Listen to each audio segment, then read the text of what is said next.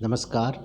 आज हम पढ़ने वाले हैं कक्षा 6 इतिहास में अध्याय 6 राजा, राज्य और गणराज्य। यह राजा, राज्य और गणराज्य ईसा के लगभग 600 वर्ष पूर्व का इतिहास है। उस समय महाजनपदों का निर्माण हो चुका था। उस समय महाजनपदों की सामाजिक संरचना क्या थी, उस समय राजा के क्या कार्य कैसे थे, इस अध्याय में हम प्रश्न उत्तर के माध्यम से समझेंगे। तो चलो प्रारंभ करते हैं। पहला प्रश्न है, सही या गलत बताओ।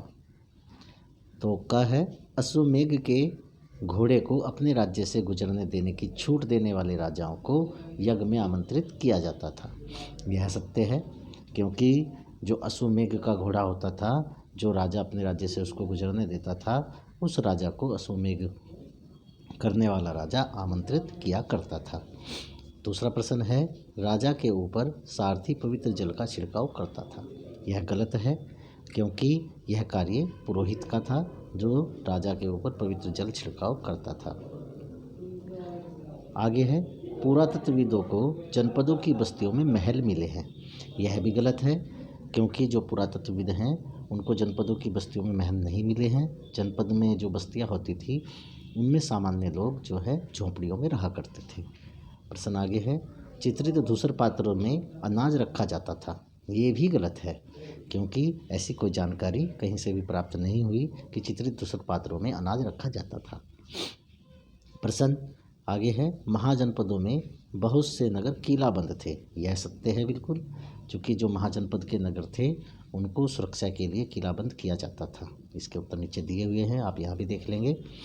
प्रश्न 2 है, समाज के वे कौन से समूह थे जो गणों की सभाओं में हिस्सा नहीं ले सकते थे।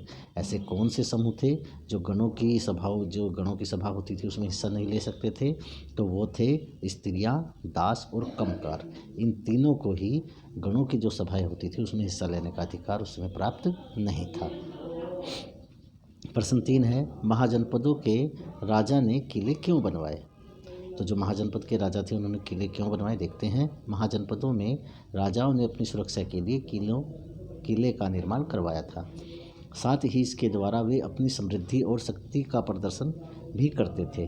किले बनवाने से उनके अंदर के लोगों और क्षेत्र पर नियंत्रण रखना आसान होता होगा। प्रश्न 4 है, आज के शासकों के चुनाव की प्रक्रिया जनपद के चुनाव से किस तरह भिन्न थी। आज हम सब जानते हैं कि वोट डालकर चुनाव होता है, तो उस समय कैसे होता था, चलो देखते हैं। आज के शासकों का चुनाव मतदान के द्वारा होता है, लेकिन जनपद में कुछ लोग बड़े बड़े यज्ञों का आयोजन कर अपने आप को राजा के रूप में स्थापित करते थे। ऐसे यज्ञों में से एक यज्ञ अश्वमेध यज्ञ था, जिसमें एक घोड़े को राजा के लोगों के संरक्षण में स्वतंत्र विचरने के लिए छोड़ दिया जाता था। इस घोड़े को रोकने वाले राजा को अश्वमेध यज्ञ करने वाले राजा से या तो युद्ध करना पड़ता था या घोड़े को छोड़कर उसका आधिपत्य स्वीकार करना पड़ता था। इस तरह उस महायज्ञ को करने वाला राजा अब जन का राजा न होकर जनपदों का राजा माना जाने लगा था। कुछ राजा संभवतः जन यानी लोगों द्वारा चुने जाते थे।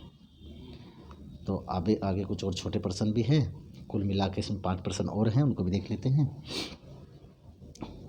5, 7, 11 प्रश्न हैं टोटल। अतिरिक्त प्रश्न है। प्रश्न 1, अश्वमेध यज्ञ में किसे शामिल नहीं किया जाता था। तो जो अश्वमेध यज्ञ है उसमें शूद्रों को शामिल नहीं किया जाता था। उस समय पूरे समाज को 4 वर्णों में बांटा गया था, ब्राह्मण, क्षत्रिय, वैश्य और शूद्र। शूद्रों को जो है अश्वमेध यज्ञ में शामिल होने का अधिकार प्राप्त नहीं था। प्रश्न 2 है, उत्तर वैदिक ग्रंथ किसे कहते हैं। तो उत्तर वैदिक ग्रंथ कौन कौन से थे उसको देख लेते हैं। ऋग्वेद के बाद रचे गए ग्रंथ को उत्तर वैदिक ग्रंथ कहते थे, जैसे सामवेद, यजुर्वेद, अथर्ववेद। कुल 4 वेद हैं। जो यजुर्वेद है ऋग्वेद है वह सबसे प्राचीन वेद है। उसके बाद सामवेद, यजुर्वेद और अथर्ववेद की रचना की गई है। प्रश्न 3 है, पुरातत्वविदों को जनपदों की बस्तियां कहाँ कहाँ मिली हैं। जो पुरातत्वविद हैं, जो खुदाई का कार्य करते हैं, खोज करते हैं, अध्ययन करते हैं, उनको जनपद की बस्तियां कहाँ कहाँ मिली हैं तो सब देख लेते हैं। दिल्ली में पुराना किला, उत्तर प्रदेश में मेरठ के पास हस्तिनापुर, एटा के पास अंतरजी खेड़ा में। तो ऐसे ये स्थान हैं मुख्य मुख्य स्थान जहाँ पर जनपद की बस्तियाँ मिली हैं। दिल्ली के में जो पुराना किला है वहाँ पर मिली हैं। उत्तर प्रदेश में मेरठ के पास हस्तिनापुर, यह वही हस्तिनापुर है जहाँ जो महाभारत में पांडवों की राजधानी रहा था, वहाँ से मिली हैं। एटा के पास अंतर्जीत खेड़ा से भी जनपदों की बस्तियाँ मिली हैं। प्रश्न 4 है, जनपद के लोग कैसे मकान में रहते थे? तो जनपद के लोग जो है वो झोंपड़ियों में रहा करते थे। प्रश्न 5 है, वे कौन कौन सी फसलें उगाते थे? तो जो जनपद के लोग हैं वह चावल, गेहूं, धान, जौ, दालें, गन्ना, तिल और सरसों जैसी फसलें उगाते थे। प्रश्न 6, उस समय किलाबंदी किसे कहते थे? तो किलाबंदी क्या होती थी उस समय, उसको देख लेते हैं। महाजनपदों में राजधानियों के चारों ओर लकड़ी, ईंट या पत्थर की ऊंची दीवारें बनाई गई थी जिसे किलाबंदी कहा करते थे। प्रश्न 7 है, इस समय का सबसे महत्वपूर्ण जनपद कौन सा था? तो उस समय मगध सबसे महत्वपूर्ण जनपद था जिसकी राजधानी राजगृह थी, जो वर्तमान में क्या है, राजगीर के नाम से जानी जाती है। प्रश्न 8 है, वर्ण कितने और कौन कौन से थे?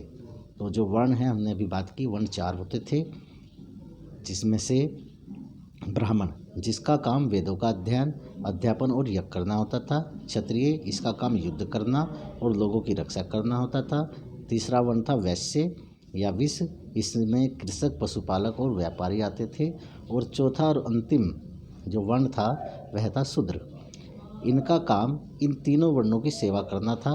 प्राय महिलाओं को भी शूद्र माना गया था। शूद्रों को वेदों के अध्ययन का अधिकार नहीं था। ये जो शूद्र हैं ये प्राचीन काल में जो इतिहास आता है उसमें ये कार्य के आधार पर होते थे, लेकिन बाद में यह क्या हो गया, एक व्यवस्था के रूप में आ गया और महिलाओं को भी शूद्र माना जाता था। यह सर्वथा सत्य नहीं है, इस पर बहुत बड़ा विवाद है। महिलाएं ऐसी भी हुई हैं जिन्होंने वेदों की रचना की है, यह गलत है। प्रश्न 9, राजाओं को कर वसूलने की आवश्यकता क्यों पड़ी? तो राजाओं को, जो महाजनपद के राजा थे, उन्हें कर लेने की आवश्यकता क्यों पड़ी?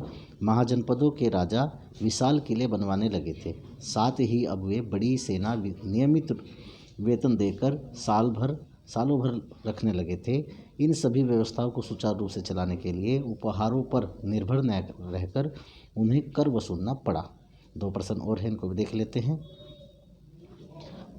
कर का सबसे बड़ा भार किस पर पड़ता था?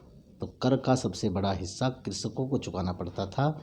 उन्हें अपनी उपज का 1/6 हिस्सा कर के रूप में चुकाना पड़ता था, जिसे भाग कहा जाता था। जो कृषक हैं, जो महाजनपदों को उस समय टैक्स देते थे, कर देते थे, वह 1/6 भाग देते थे अपनी कृषि का, अपनी उपज का, और इसको भाग कहा जाता था, इस कर को। अंतिम प्रश्न है, इस समय कृषि के क्षेत्र में सबसे महत्वपूर्ण परिवर्तन क्या हुआ? तो इस समय जो कृषि का क्षेत्र है उस पर क्या परिवर्तन हुआ? हल के फाल में अब लकड़ी की जगह लोहे का उपयोग होने लगा, जिससे फसल की उपज बढ़ गई। अब धान की खेती में के लिए बीज की बजाय पौधों का उपयोग होने लगा। तो जो जब लोहे की खोज हो गई, लोहे की खोज जो है लगभग 600 ईसा पूर्व हुई है, और जब लोहे की खोज हुई तो उससे पहले लकड़ी का हल होता था, लकड़ी का ही नीचे उसमें खुदाई करने के लिए लगा होता था, लेकिन उसके बाद उसके स्थान पर लोहे का लगने लगा, जिससे जो है जो खेती करना सरल हो गया और जुताई अच्छे से होने लगी। इससे खेती भी बढ़ गई, उपज की मात्रा बढ़ गई। तो ठीक है, आप इन प्रश्नों को कीजिए। इसके बाद अध्याय 7 पढ़ेंगे, तब तक आप इसको 1-2 बार देखिए, और जिन्होंने अभी तक चैनल सब्सक्राइब नहीं किया वो चैनल को सब्सक्राइब कर लें। धन्यवाद।